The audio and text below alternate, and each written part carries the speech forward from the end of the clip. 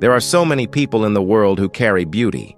Some have the most beautiful faces, bodies, and charm. But the next category is for those whose beauty is so unusual that instead of attracting people, it makes them keep their distance. If your eyes are searching for strange and scary beauty, then keep them wide open, because we take 15 real people from history. Their too much beauty and stories are so strange and scary, so be with us till the end. Let's start our journey. Number 15. Gregori Rasputin. Siberia in 1869 gave rise to a man whose gaze unsettled even the most powerful. Gregori Yefimovich. Rasputin wandered distant monasteries, returning with hair tangled, beard unkempt, and eyes that seemed to pierce through flesh. By the early 20th century, the Romanov court whispered about a healer whose touch might ease the Tsarevich's hemophilia, yet the same eyes, ice blue and feral, left courtiers uneasy. Tales of ecstatic rituals mingled with rumors of raw desire, a presence both magnetic and dangerous. Attempts to kill him failed repeatedly. Poison, bullets, and drowning, each met with grim irony. Each encounter lingered, a collision of chaos and charisma pressed into human form. Pilgrimages, rumors, and palace corridors left their mark, shaping a figure whose beauty was strange, unnerving, and unclassifiable. Less a person than a force that seemed almost alive. Even the body, cold in water, could not stop the aura, a piercing magnetism entwined with danger and legend. Number 14. L'inconnu de la Seine. Late 19th century Paris witnessed a body pulled from the Seine near the Quai du Louvre. The young woman's face, untouched by fear or pain, carried a subtle half-smile. A mortuary pathologist immortalized it in plaster, producing the mask known as L'inconnu de la Seine. Anonymous, her visage traveled to salons of bohemian artists, poets, and writers, where it became an icon of stillness and strange allure. Decades later, the same features inspired the first CPR mannequins, lending silent lips to thousands of artificial breaths. Identity remained a mystery. No records clarified her past. Every angle of her expression suggested life and death entwined, a calm that unnerved observers. The mask froze time, suspending curiosity and fear simultaneously. Features sharp and precise yet enigmatic, turned ordinary observation into a quiet disturbance, a presence neither approachable nor fully comprehensible. Even without a story, her calm became memorable, unsettling, and strangely magnetic, lingering long after the gaze shifted. Number 13. Lucretzia Borgia. 1480 in Subiaco, Italy, produced a figure whose presence startled and captivated the courts of the Renaissance. Lucretzia Borgia moved with a gait that seemed unbound by gravity. Golden hair tumbled past her shoulders, hazel eyes shifting with every glance. Across Venice, Ferrara, and Rome, whispers traced every movement. Alliances, political intrigue, and subtle dangers. Portraits struggled to capture her fully, missing the shadowed angles and light that lingered in her expression. Each step carried a precision that made courtiers pause, elegance entwined with an intangible edge. Marriage connected her to powerful families. Rumors followed as closely as attendance, yet her appearance remained a study in tension between visual perfection and latent menace. Light, shadow, and movement combined to craft a visage that seemed almost sculpted.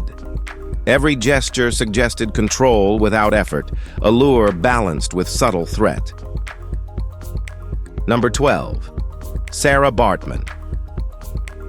1789 saw the birth of Sarah Bartman in the region now known as the Eastern Cape, South Africa. A member of the Kuko people, she became the subject of European fascination in the early 19th century due to her body, particularly pronounced steatopygia, which was exhibited across London and Paris under the name Hottentot Venus. Audiences attended shows where she performed for spectators who often touched or examined her as part of displays framed as scientific curiosity and entertainment. Anatomists and naturalists documented her proportions, comparing her features in ways tied to racialized perceptions of human variation. Bartman's life in Europe included travel between multiple cities for exhibitions, where her appearance was commodified and publicized. She died in Paris in 1815 at age 26. Following her death, body parts were preserved and displayed, including skeletal and soft tissue specimens, which were studied and catalogued. Bartman's physical characteristics were recorded extensively in both anatomical drawings and written accounts, emphasizing measurements, gestures, and posture without commentary on personal experience or character. Number 11. Marchesa Luisa Casati. Born in Milan in 1881 to a wealthy family, Luisa Casati transformed her life into a performative spectacle. She traveled between Venice, Paris, and Capri, draping herself in exotic fabrics, wearing live snakes as jewelry, and parading cheetahs through palaces. Her sharply sculpted face, pale skin, flame-red hair, and painted eyes created a striking visual contrast, augmented by false lashes and dramatic makeup. She commissioned wax doubles, arranged tableaux vivants, and designed theatrical interiors to stage elaborate scenes for visitors, blurring the line between environment, costume, and figure artists, and writers documented her appearance through sketches, portraits, and photographs, highlighting her gestures, posture, and eccentric style. Casati maintained public engagement with these staged appearances over decades, attending salons, masquerades, and gatherings where her look and attire were recorded in contemporary accounts. She employed attendants, exotic animals, and props as extensions of her aesthetic design, coordinating movement, lighting, and setting to create memorable visual compositions. Number 10. Tycho Brahe. Tycho Brahe was born on December 29, 1566, in Knudstorp, Denmark. During a duel in his youth, he lost part of his nose and replaced it with a prosthetic made of brass, which was held in place with adhesives and integrated into daily life. His face exhibited a long scar across the forehead, while the metal nose gave a mechanical aspect that was widely noted in contemporary accounts. Brahe constructed Uraniborg, an observatory on the island of Hven, and conducted extensive astronomical observations, including mapping stars and planetary motions. In addition to astronomy, he practiced alchemy and medicine, and records describe him performing chemical experiments and studying bodily functions in alignment with contemporary scientific methods. Accounts from courtiers, colleagues, and visitors often detail his appearance, attire, and the combination of prosthetic nose and physical stature, emphasizing measurements, proportions, and visibility of metallic surface under lighting conditions. Let's move on. Number 9. Elizabeth I of England. Court records from Greenwich Palace in the mid-16th century describe a figure with high forehead, arched eyebrows, and sharply angled red hair framed by jewels and elaborate headdresses, while layers of pale, lead-based makeup concealed smallpox scars. Clothing inventories detail stiffened ruffs, embroidered gowns, and coordinated jewelry, emphasizing posture, hand placement, and gestures during ceremonial appearances. Contemporary portraits attempted to reproduce elongated neck, delicate hands, and facial symmetry, with attention to proportions of eyes, mouth, and cheekbones. Chroniclers noted how lighting in halls accentuated contrasts between skin, costume, and ornamentation, and recorded positioning of arms, hands, and fingers during interactions with courtiers' ruffs, belts, and layered skirts were arranged to control drape and movement across limbs. Observations cataloged eye and head orientation, spacing of jewelry relative to body, and alignment of head and shoulders with floor planes.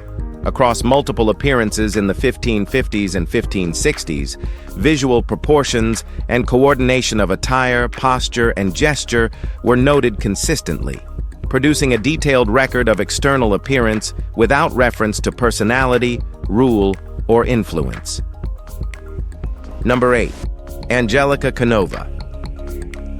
Symmetry and proportion dominate photographic records of Angelica Kenova, with large eyes, narrow jawline, and high cheekbones framed by long, light hair arranged to maintain consistent angles across sessions. Moscow, Russia, 1994 marks her birth. Appearing later in media archives that emphasize balance of posture, limb length, and torso alignment relative to costumes, sets, and props.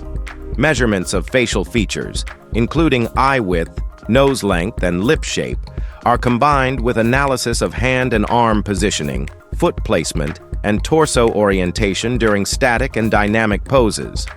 Observers have documented spacing between limbs, alignment with background elements, and the effect of lighting on skin tone and shadowing. Repeated photographic series and media documentation focus on visual ratios and proportions, gestures coordinated with costume, and overall composition, iris diameter, eye spacing, and alignment with facial midline are noted alongside consistent placement of hair and accessories. Records concern only external appearance, symmetry, and positioning during observation sessions, with no evaluative, interpretive, or narrative commentary included. Number 7. Charles VI of France. Accounts from late 14th century Paris depict a tall, slender figure with narrow shoulders, elongated facial features, and light hair, scarred across the forehead. Chroniclers detail the arrangement of flowing robes, embroidered tunics, and ornate headgear, noting how garments draped over arms and legs moved during walks and interacted with ceremonial spaces. Episodes of instability included periods of delusion, and observers recorded hand placement, gait, and posture during public appearances, often referencing spatial orientation relative to attendants and court objects. Facial angles, eye direction, and head alignment were systematically noted alongside ceremonial objects, furniture, and floor layout. Clothing proportions, arm and leg positioning, and head-to-shoulder relationships were measured visually during movement through halls or while seated observers documented eye focus, posture shifts, and hand gestures in multiple settings, highlighting coordination between attire, body, and space. Records provide a detailed visual description of appearance, gesture, and proportion during activity without commentary on character, influence, or narrative context. Charles VI was born in 1368 in Paris, France. Number 6. Sada Abe. In early 20th century Japan, Sada Abe was noted for sharply defined facial features, dark eyes, and hair styled in precise traditional arrangements that contrasted with pale skin. Born in 1905 in Kagawa Prefecture, measurements of facial symmetry, jawline prominence, and body proportions were recorded in court, and police documents during her adult life. Clothing details, including kimono patterns, obi placement, and sleeve length, were noted alongside limb alignment, posture, and hand positions in both formal and domestic contexts. Observers documented eye movements, head tilt, and gestures while interacting with others, as well as spatial relationships in interiors such as sitting arrangements on tatami mats. Photographs, sketches, and official records preserved proportions of arms, legs, and torso relative to furniture and floor space. Detailed attention was given to hair arrangement, kimono drape, and alignment of accessories with body planes. These records focus exclusively on visual form, bodily measurements, and presentation during documented events, without commentary on behavior, motivation, or influence. Number 5. Queen Alexandra of Denmark. Contemporary court accounts from the late 19th and early 20th centuries describe Queen Alexandra of Denmark with a pale, elongated facial structure, high cheekbones, and hair arranged in elaborate updos, often with veils or ornamental headpieces. Born in 1844 in Copenhagen, observations focus on posture during formal ceremonies, gait along palace corridors, and positioning of hands, arms, and fingers relative to floor plans. Clothing inventories document the drape of skirts, sleeves, and jewelry placement, emphasizing visual proportion, symmetry, and contrast against garments. Lighting conditions during appearances were noted for their effect on complexion, shadowing, and reflection from fabrics and accessories. Eye placement, head angle, and alignment of shoulders with floor surfaces were consistently recorded, alongside interactions with attendants and courtiers that demonstrated spacing and movement patterns. Portraits and photographic records capture elongated neck, hand positioning, and spatial orientation during processions and receptions. Documentation centers solely on external appearance, costume, and bodily proportions, with repeated measurement of visual symmetry and coordination, excluding interpretive or evaluative commentary. Number 4. Panshu. Ancient Chinese records describe Panshu as possessing features associated with elegance and refinement, including a long, narrow face, high forehead, and large, dark eyes, accompanied by a graceful posture and deliberate movement. Sources from regional annals situate her in the Eastern Han period, noting hair styled in traditional arrangements that framed facial proportions and accentuated symmetry. Observations include limb length, torso alignment, and positioning during court or ceremonial appearances, recorded in painted scrolls and textual descriptions. Clothing layers, robes, and accessories were noted for drape and interaction with floor planes, floor coverings, and furniture, with repeated attention to proportion between garments and body planes. Gestures, hand placement, and head tilt were documented alongside visual angles from multiple perspectives. Eye direction, gaze orientation, and facial alignment with body posture were consistently described across different events. Number 3. Alandalong. Sharp angles of the face, high cheekbones, and almond-shaped eyes drew attention during film shoots and public appearances in mid-20th century France. Born in 1935 in Seine, measurements of head width, nose length, and eye spacing were noted in photographic records, alongside torso alignment, shoulder slope, and limb length. Hair grooming and styling, clothing fit, and contrast with skin tone were observed for their effect on visual proportions. Detailed attention was paid to hand placement, foot positioning, and posture during staged scenes, maintaining alignment relative to furniture, props, and co-actors.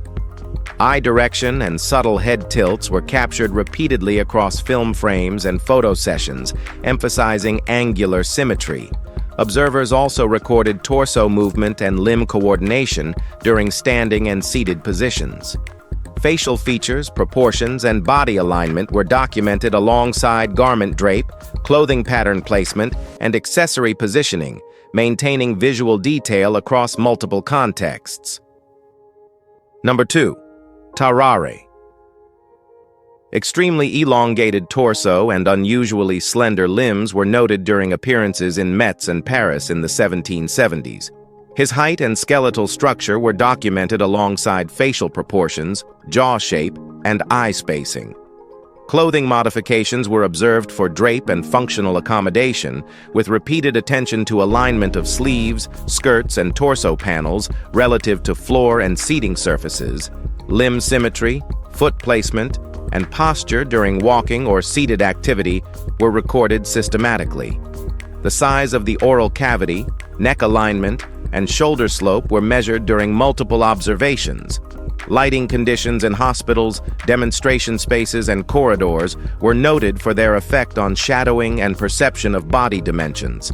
Photographs and sketches supplement textual records, showing coordination between torso, limbs, and garments. Hand positioning, head tilt, and torso flexion were catalogued during activity. Number 1. Joanna Southcott.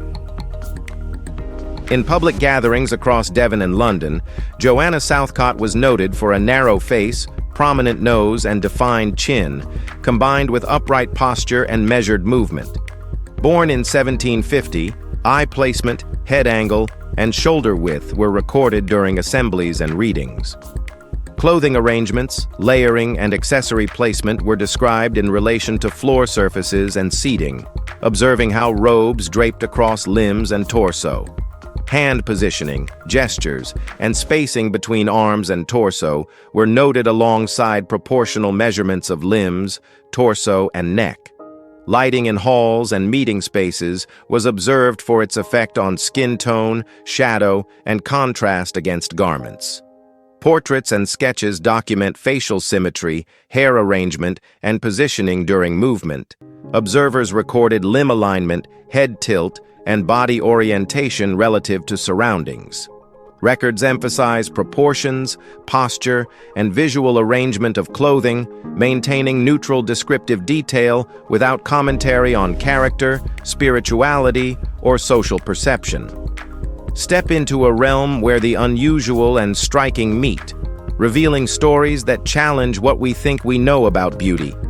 Witness details that intrigue, provoke thought, and invite reflection, then share your insights and reactions in the comments to start a conversation with fellow explorers. Spread the fascination by sharing this journey with friends who crave the unexpected, and don't miss out. Subscribe for more encounters with the extraordinary. Your curiosity and engagement shape the experience, and every view, comment, and share is deeply appreciated. Thank you for being part of this remarkable journey.